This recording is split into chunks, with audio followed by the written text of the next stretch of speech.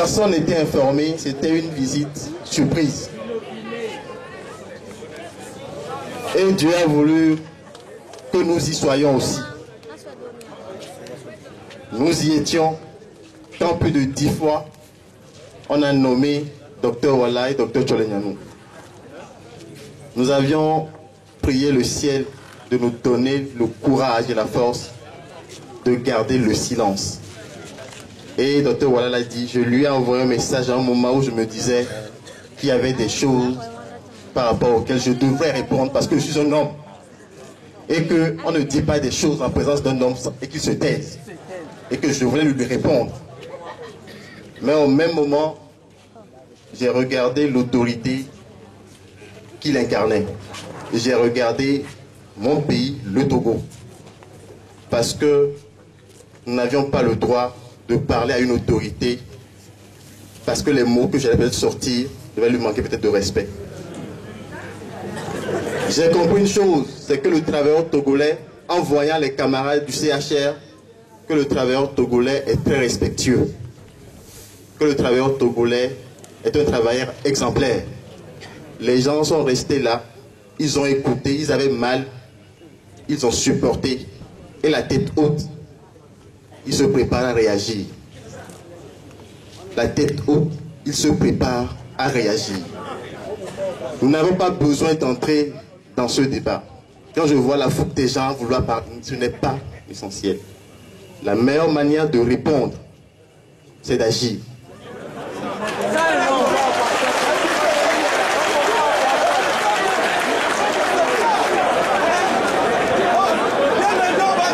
Nous ne sommes plus... Nous sommes en 2015. Nous sommes en 2015. Nous ne sommes pas des moutons qu'on mène à l'abattoir. Nous sommes des humains. Nous avons un cœur. Je ne veux pas revenir sur les phrases prononcées. Je ne veux pas revenir là-dessus. De la mort des hôpitaux, ce n'est pas le problème. Ce qui est important à savoir, camarades, c'est que nous devons savoir parler. Première leçon. Nous devons savoir parler. Parce que ce qui sort de notre bouche peut être traduit autrement. Nous devons savoir parler. Si on n'est pas sûr de savoir parler, on se tait. Première des choses. Et je le dis à tout le monde. Je le dis à tout le monde parce que le camarade Nakpan, j'étais là quand il a parlé. Et ce qu'on m'a dit de ce qui en a été fait, j'avais le cœur vraiment mal pour lui parce qu'on le détruisait comme ça. Ce monsieur a été menacé par nos camarades parce qu'il a trahi la lutte. Mais les faits, c'est que ces propos n'ont pas été traduits dans les réalités, dans la vérité. Mais ce n'est pas le plus, non, ce n'est pas le plus important, camarades. Parce que nos camarades de la TVT, pour ce que vous ne savez pas, viennent d'envoyer une cotisation. Oui. Nos camarades de la TVT, pour ce que vous ne savez pas, ce qu'ils endurent là-bas, non, camarades, calmez-vous. Arrêtons ça. Ce qu'ils endurent là-bas, je ne sais pas combien d'entre vous, en tout cas moi je tiens à les féliciter. Ce qu'ils endurent là-bas, ils sont les seuls à le savoir. Ces camarades viennent de cotiser 77 000 francs CFA et qui viennent de donner. Je veux leur dire à nos journalistes, camarades de la TVT, je veux leur dire courage. Courage et courage. Mais il faudra que maintenant là, vous soyez des hommes. Il faudrait que vous arriviez à dire aux gens, assez, c'est bon. Que c'est bon. Comme le journaliste Benignon l'a fait, il faudrait dire aux gens, c'est bon comme ça. On ne peut plus traficoter l'information.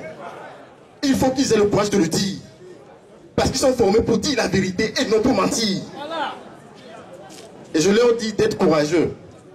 Parce que bientôt, ils pourront dire la vérité sans avoir peur. Ce qu'il faut savoir, camarades, pour finir,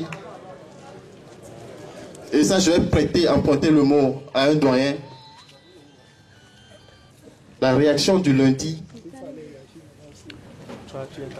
est symptomatique d'un état de malaise chronique